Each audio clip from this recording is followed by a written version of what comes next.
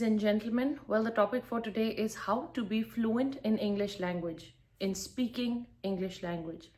Well, if I talk about myself, there was a time when I took the CSS exam and we had to speak for 2 minutes, which was known as public speaking in the psychological. I remember then when I was given the topic for the first time, I was absolutely unable to speak on it. I stayed silent and I kept standing there for some time and I could not speak. So that happens to everyone. Whenever you're starting, you're practicing speaking and you start practicing speaking, this happens to everyone. And look at me now. I'm here talking to you, all of you in English, making videos in English, and I teach English. So that is how practice makes perfect. Well, I receive a number of messages where people tell me to help them in speaking English, how to be fluent in English and how to be good at speaking. So, I have 3 strategies to overcome this predicament, and I'm going to share them with you right now so that you can also speak well. The first one is focus on your problem area. You should know where the problem lies. If there's a problem in grammar, if there is a problem in spellings, if there is a problem in sentence structure. I had a problem of hesitation. There was no problem of grammar. There was no problem of spelling mistakes. There was no problem of anything else but hesitation. And 90% of the people have the problem of hesitation. So what do?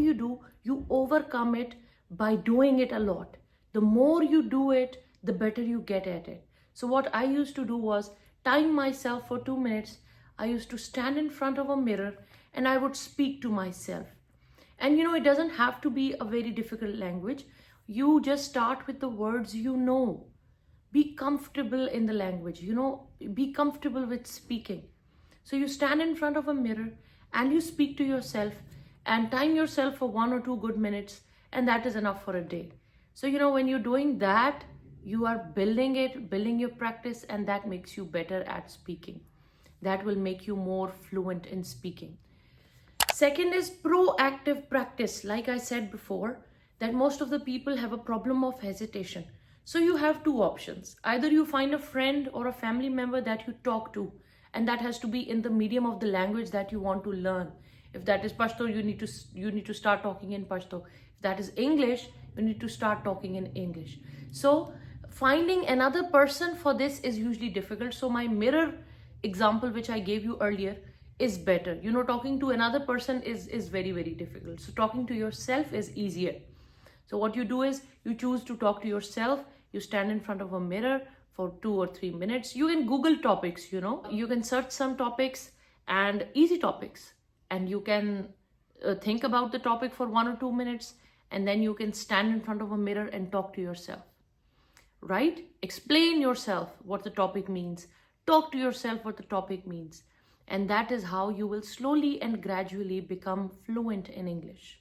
Third and the most important thing is the style of speaking. I have penned down a few things. You have to be fluent. The fluency matters. And your pauses matter. Where you stop, where you take a little pause, that matters. Then the highs and the lows. I used to be an orator, the debater in my school time. And I was told there was a huge difference in debates where highs and lows were not done and where the highs and lows were done. So you used to get good marks when you were fluent, when you gave proper pauses, when you gave the proper highs and lows, and when you talked naturally so the listeners enjoyed. Talking like you've learned something doesn't give a very good impression. So you need to talk like you really are talking from the heart. You really mean it. That is very, very important. So that gives the listener a sense of something that they're listening to something very natural. And it comes naturally. So you need to make sure that you practice talking naturally. Don't practice talking like you've learned a topic and you're just roting it and you are just spitting it out just like that. Okay? So make sure that it's very natural and make sure that it's very easy coming out of your mouth. Okay, do not use the filler words. I do that at times. Like, I use a little bit. These are called crutch words. this and that, basically this and that. All of these are crutch words, you know. You know itself is a crutch word. You have to be very fluent. When you have to be very fluent in English, you have to stop using these words. Take a pause. If you're thinking of a word, if you're thinking of something, take a little pause, think of something and move on and start with the speech again. But don't use don't use don't use basically, don't use these words. That is how you can be more fluent in English. If there is any more suggestion, please do share that in the comment section so that all of us can learn together. That is all for today. I shall see you in the next video, inshallah. Allah Hafiz, take care.